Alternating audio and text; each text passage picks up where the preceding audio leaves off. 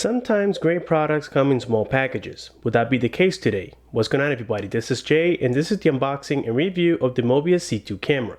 Let's get at it.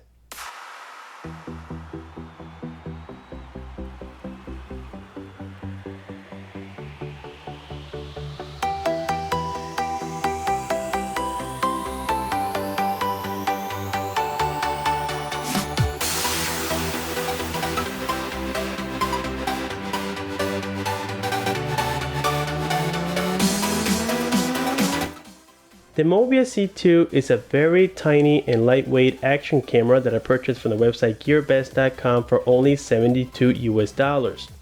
This camera is actually quite cool. It does record in 1080p 30 frames per second and also 720p at 60 frames per second, in which I have tested both. It is very similar to the AMK5000S that I got back here. As a matter of fact, we will be comparing it so that way you guys can do the judgment and tell me which one you think is better. Now, the price on this one is a lot more affordable than the AMK5000S, even though right now some websites are selling it for about $90 US, $70 US on special. I think that the AMK5000S is amazing, but if you guys are looking for something lightweight, something that can be pulled pretty much with any quadcopter out there, then this is definitely something that you guys want to consider. Now, this is again the official packaging that they are including right now. I was expecting more of a box type with branding and all that, so it was a little bit disappointing, but at the end of the day, all I care is what is inside of this package. So looking inside, we're going to find the USB cable. This is used for data purposes and also charging purposes. Now, keep in mind that it doesn't come with a wall piece, so you guys can either connect it to your computer. If you don't want to do that, then you can use a cell phone charger. Pretty much a 5-volt charger will work just fine, as I did use one already. That's very cool. Then inside, we're going to find this little tiny mounting bracket. This is used for quadcopters. Now, there is a square piece that unfortunately I lost. I lost it after a testing that I completed. I actually crashed the quadcopter and it came apart. I'm not sure if you guys can see those scratches right there. And yes, it was a tiny crash that I did on the MGX X101. The quadcopter is fine. The only thing that I lost was this piece in the middle, which is a female tripod connector, unfortunately. So inside, you're going to find it on this foam material covered up. It comes with tape. So when you open it, you're going to find the camera itself. This is a 14 megapixel sensor. It is a C2 lens, so it's claiming to have wide angles, about 131 degrees, which is very, very nice. On the top, you're going to see some buttons. This right here, they look like buttons, but they actually are heat sinks to keep this unit cool. We have the LED light. Also, we have a dedicated recording button. You have a mode button and also a power key. On the side, there's nothing. On the back, we're going to find the SD card slot. It supports it up to 32 gigabytes. Also, we got there the USB port, and it is the regular USB port. This time, it's not the micro. Looking towards the bottom, you can notice that we don't have anything here. It's absolutely plain. We're only going to find a screw in case you guys want to unassemble it. Removing here the cap protecting the lens is where we're going to see the sensor itself, and it looks actually very important if you guys ask me. It's actually pretty good quality. There is a software that you guys need to download in order to change the settings, because this is not going to have the Wi-Fi transmission technology as we will see on the AMK5000S. This is only going to work again through the software, and you guys need to make sure that there is an SD card installed on the back in order for the computer to read it. Otherwise, the light would just flash, and I'll be talking about that later on in the video. But yes, the light would only flash and your computer is not going to recognize it. Lastly, inside of this package, we're going to find some Velcro, again for mounting purposes, and then we also got this tool that looks like an Allen key, but this is not. This is only used for reset purposes. There is a reset button on the back of this camera in case it freezes or it is not responding, then you can just put it on the back.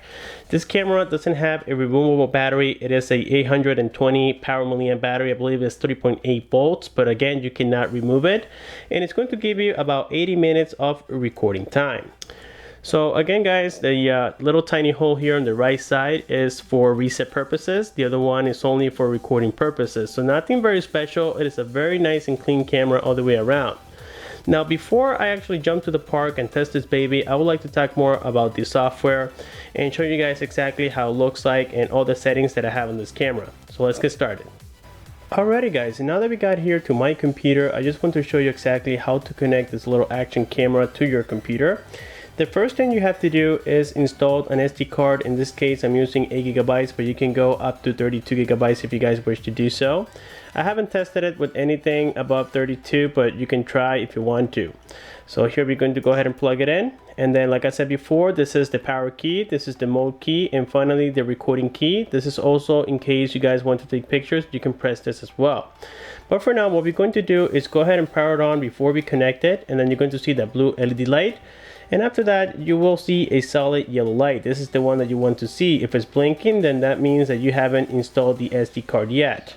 So once you see this, the next thing we're going to do is go ahead and grab the USB cable, and you have to unwrap it, of course.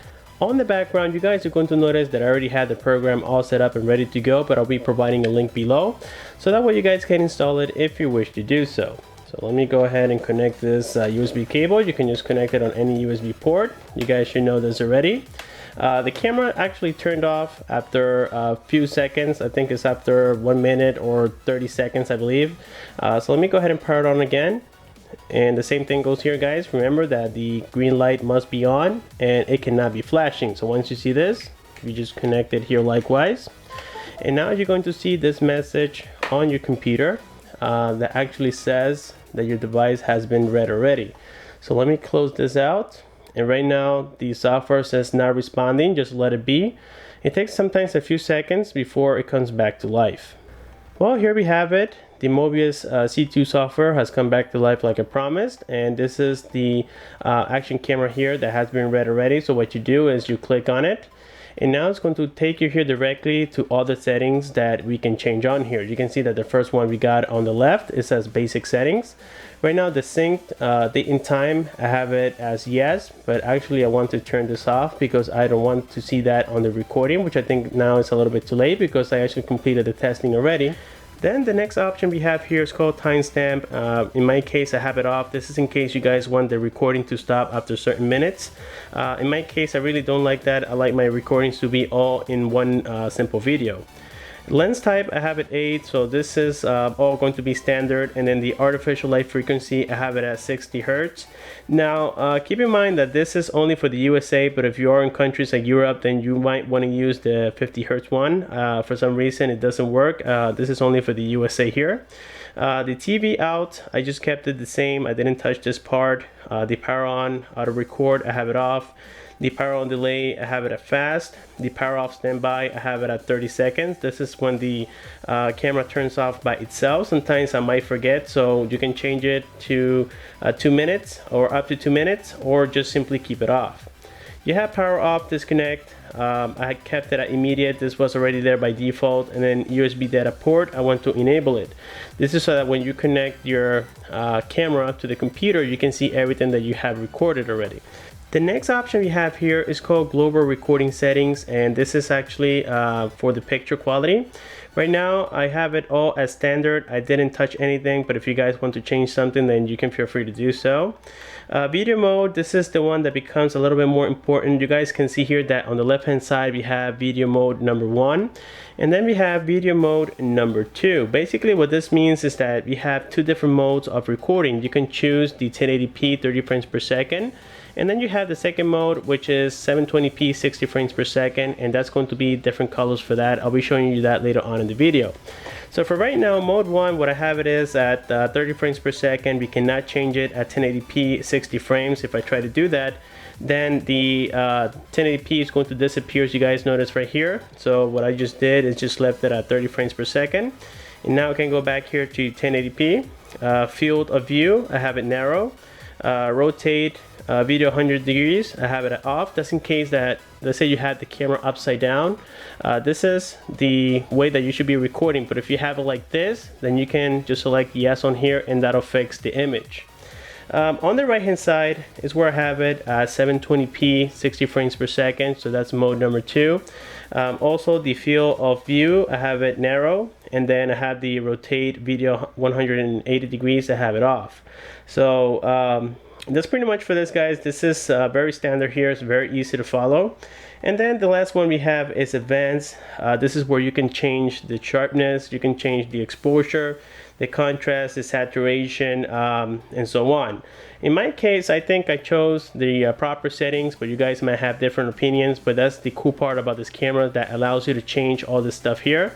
So that way you can calibrate it to where you feel comfortable with the picture. So that's very, very nice. The next one we have here is called color options. I have it at normal. The white balance, I set up customs, and these are all the values that I set up. The red is 308.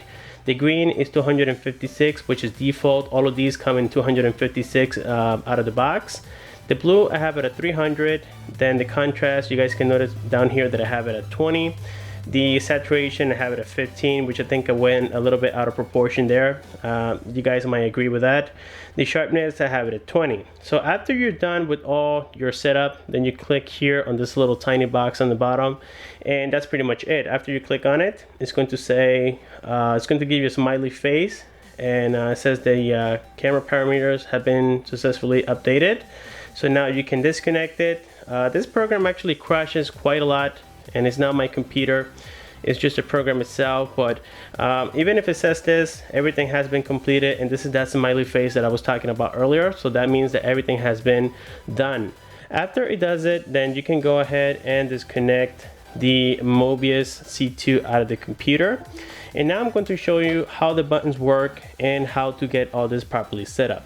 The first button we have here, like I said earlier, is the power key. To power it on, all you have to do is just hold it for about a second, and now your yellow light will come on solid. So that means that we have it on the first mode. This mode is the one that has the 1080p 30 frames per second, but then if you click it once more, it's going to turn blue. Now blue means that we have it at 720p 60 frames per second. And then we have one more mode, which is the red LED. This is for picture mode. So it's going to be standard at 14 megapixels, and the picture quality is actually quite decent. Even though I haven't provided any samples, I can do so for you guys if you request it. So in my case, I started the recordings in 1080p 30 frames per second, so it's going to be yellow. And now with all of that being said, we are ready to test this baby at the park. We're going to complete 3 different tests. One of them is going to be on the quadcopter, the other one is going to be inside of my vehicle, and then just walking around the park and talking. So that way we can see the microphone quality. And I'll be also comparing it here to my Amkov AMK5000S, so that way you guys can tell me which one you think is better. In my opinion, I think that this has a great value and affordability, and for the most part it's a very nice cool camera. But I think that at the end, it's obvious to say that the AMK5000S is going to be a little bit more superior when it comes to recording and such. Now here I'm going to get, before we jump to the park briefly, I'm going to get my weight scale, so that way we can compare the weight on each one of them. And now that I got my weight scale, let me go ahead and get started with the Mobius C2. This one alone is about 45 grams, and if you add the mounting bracket, it's about 53 grams, so it is extremely light. This could be pulled by any quadcopter out there, including the SEMA ones and so on. The MJX X101 did very well with just this camera alone. It lasted me about almost 11 minutes, so it was a drastic change with this camera, unlike the AMK5000S. This one alone is about 80 grams, and yes, we still have to add the casing for the bracket in order to attach it to a gimbal or whatever. It's going to be a total of about 120 grams. That's almost a cell phone weight, guys. So yes, it's going to be quite heavy. And for that, if you have a small quadcopter and you're looking just to get entertained and record basic videos, then this is something that I would recommend. So now, with that being said, let's go ahead and jump to the park, test it out, and see what's the verdict. We have now arrived at the park, and I have attached my Mobius C2 camera underneath the AMK5000S. Now I have to be very careful after completing this test, because you guys notice that the camera is longer than the landing gear. So when I land it, it must be on the grass. With that being said, let's go ahead and test it out and see which one is better.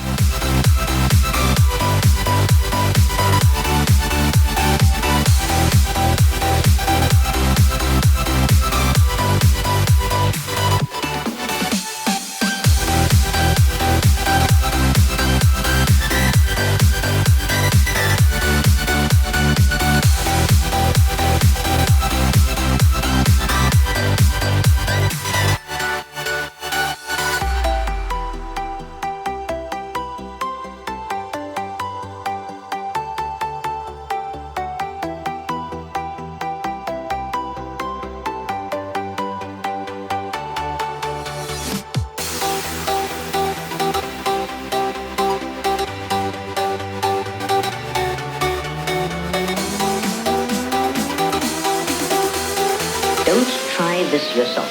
It's extremely dangerous.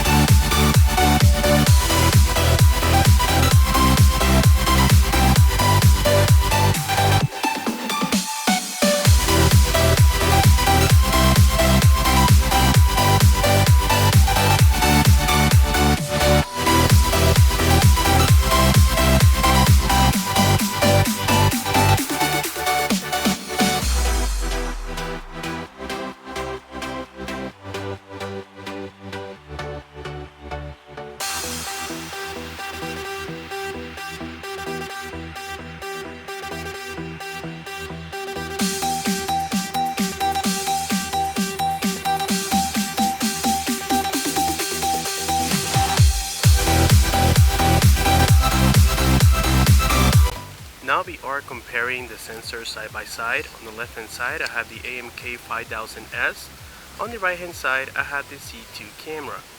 Now the microphone on test right now is the one on the AMK5000S, and based on my testings I think that the microphone on both of these cameras are okay. I would say that for some reason on the Mobius C2 it appeared to be a little bit more clearer, if you guys ask me. On the other hand, the AMK5000S has a much better color reproduction. They look more realistic. But sometimes on the AMK5000S the colors appear to be too dark, especially if it's not a very sunny day outside. On the other hand, the Mobius C2 appears to have better colors even on low light conditions. On the description below, I want you guys to tell me which one you think is definitely the winner. Again, they are right now side by side. Both of them are recording in 1080p 30 frames per second.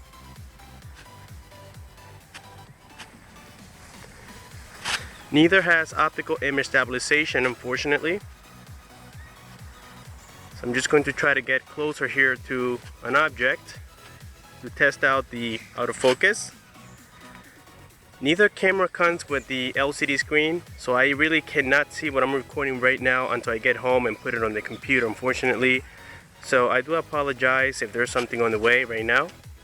Alrighty guys, and now that we have completed the testing of the Mobius C2 camera, I am ready to give you my personal opinion about it. If you're looking for something lightweight, something that doesn't break the bank, and at the same time you get that 1080p 30 frames per second quality, then this is something that I would recommend because it's great with quadcopter, especially if you guys are looking for something that doesn't drain the battery fast. Remember that the more weight you add into a quadcopter or a drone, the faster the battery is going to drain. This one is about 80 grams, but I do like the build quality on this one, and also comes with a waterproof case. So if you guys are going to use this inside water, let's say the ocean or a river, a lake, whatever, then I would definitely recommend the AMK5000S, and also the battery is a lot bigger than on the Mobius C2 camera.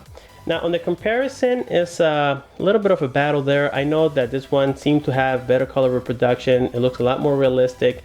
But keep in mind guys that you can change the settings on the Mobius C2, and maybe I oversaturated the images because I saw there was a lot of greens and the color looked very bright on this one. But now on the AMK5000S, the darkness was noticeable a little bit more on low light conditions. This one is not going to do as well as the Mobius C2 camera.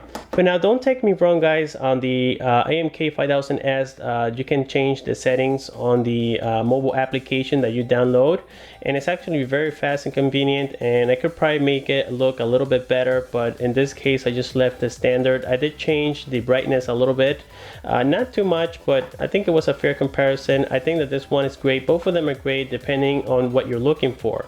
So please, on the comment section below, let me know which one you think is better. Again, the battery on this one is going to last you about 80 minutes, and this one is about 150 minutes, so there is a difference there as well. If you have any questions, like always, please don't forget to comment down below. Like the video, subscribe for more. Thanks for watching, and I'll see you on my next one.